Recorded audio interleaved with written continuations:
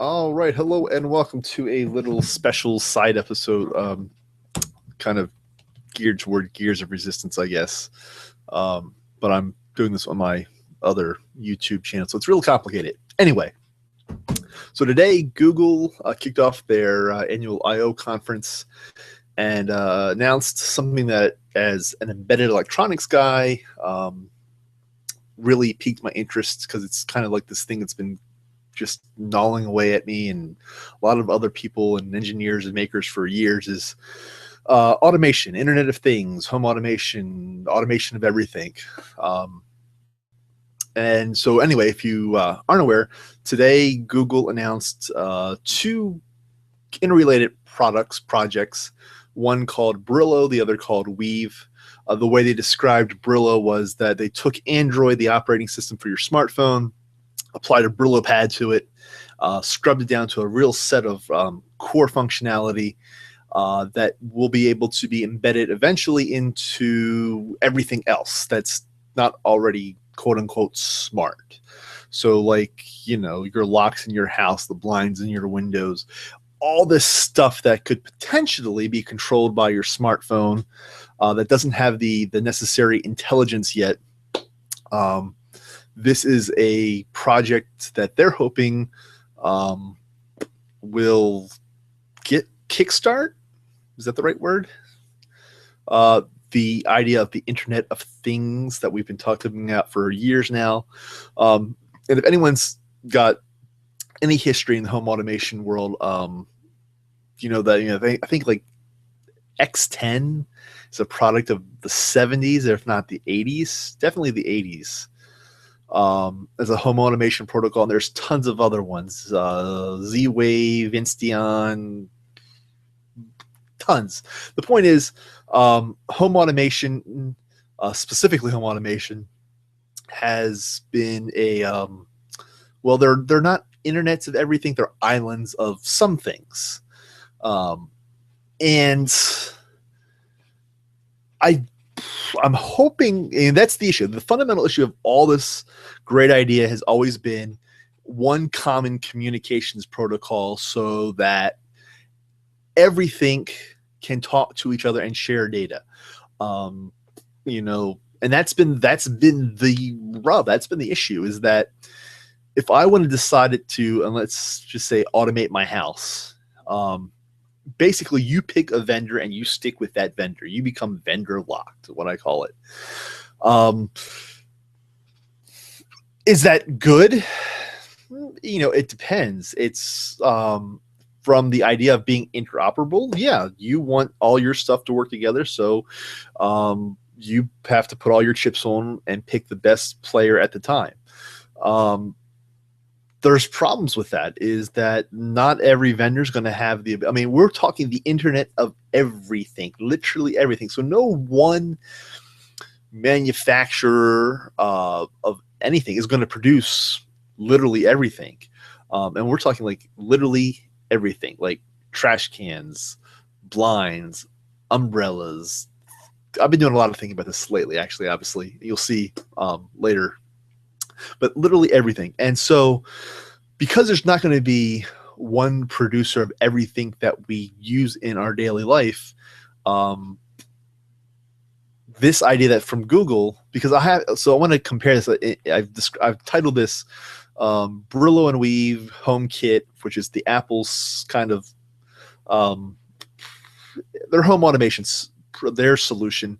But again, and I'll explain, it's a little bit different than what Google just announced or potentially announced. We don't know for sure because a lot of this won't be coming out until a couple more months.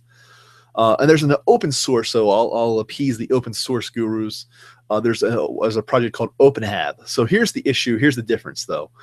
So OpenHAB is an open source home automation initiative.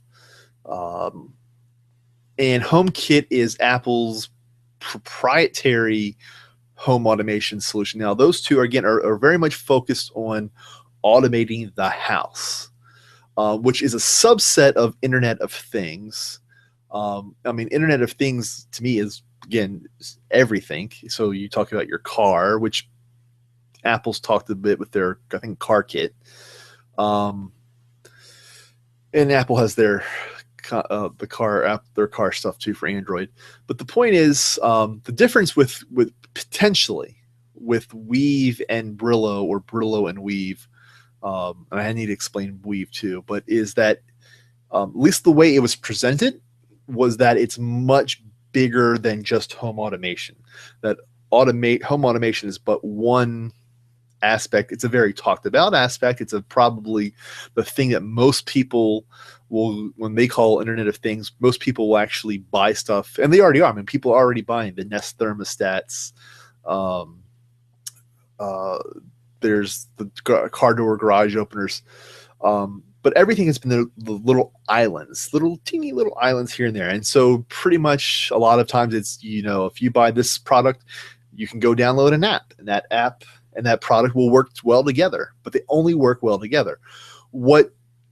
This is tying into Weave now, what Google and Brillo is doing. So Brillo is the operating system that you would put on your embedded hardware.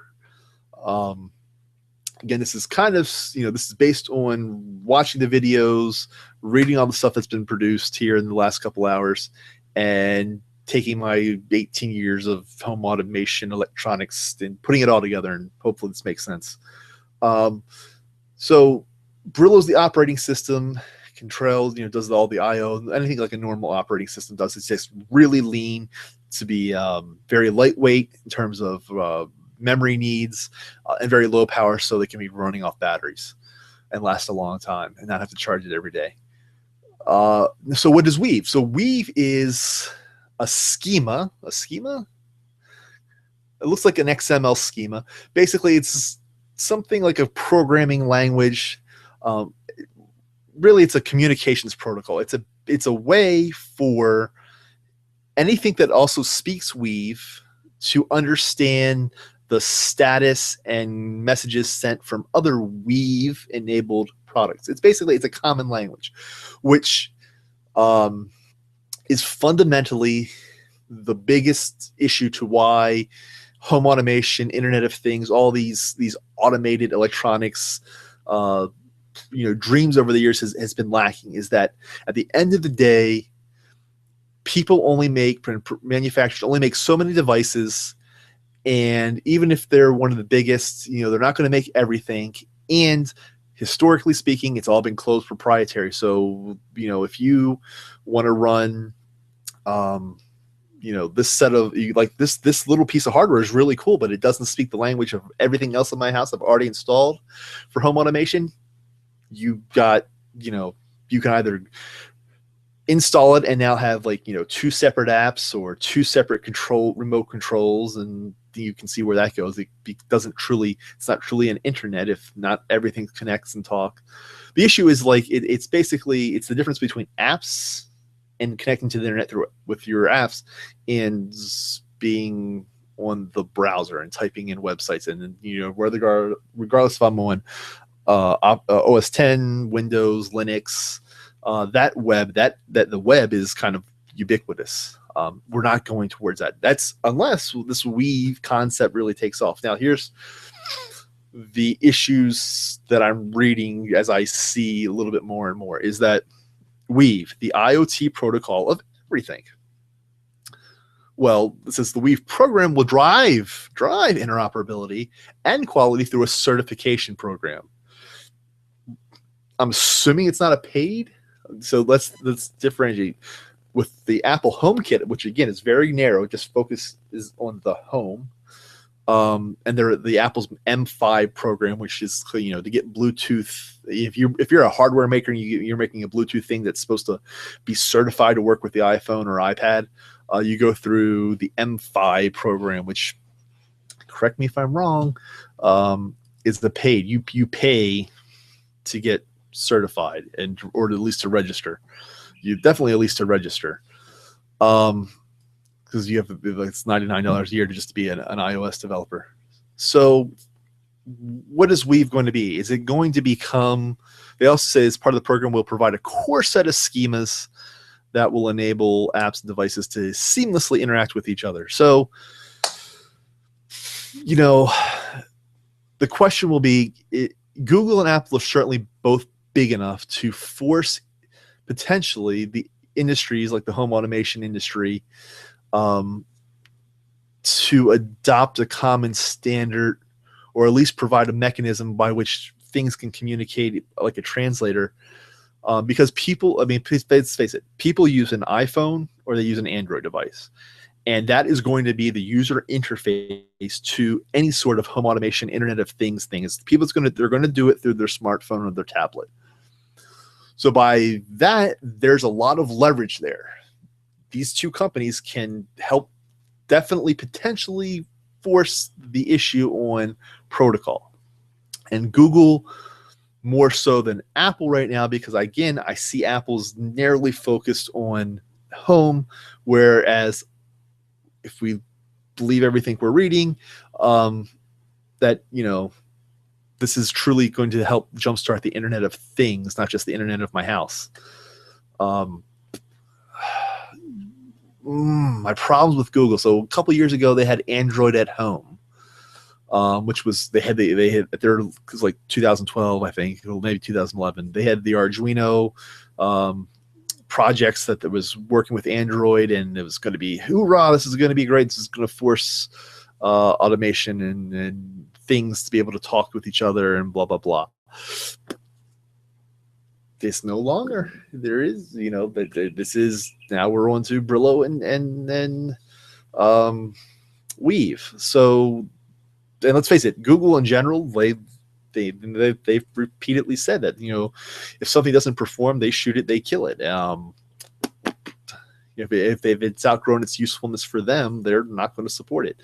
How many things have we used that we love? I Helpouts, Google Helpouts was great for my business. Shot dead. So Google has the issue of, I would say, technologically, they have ADHD.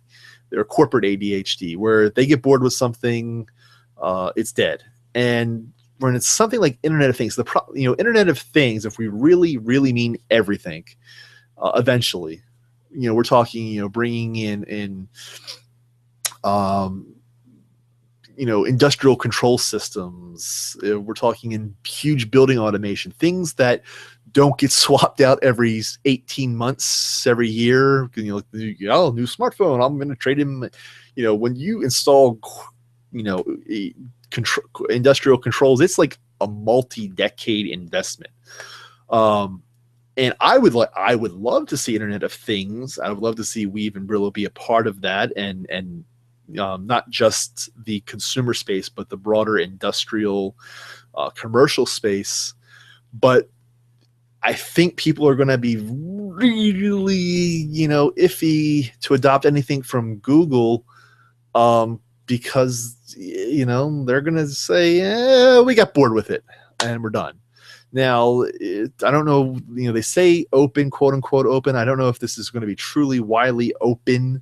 I mean, there's a certification process for Weave. So yeah, who knows? Apple HomeKit will definitely be around, probably longer. But again, it's a much more narrow focused, as is the open source OpenHAB, which again, focuses on home automation. And granted, it works. It potentially could be around. It will definitely be around longer, so long as there's interest, because being open source, if whatever foundation or group that's behind it right now decides to pull shocks, well, someone else can take over the code base and move on. The problem with all this is that it's not just software. With automation, with Internet of Things, there's a hardware component. It's not just software. And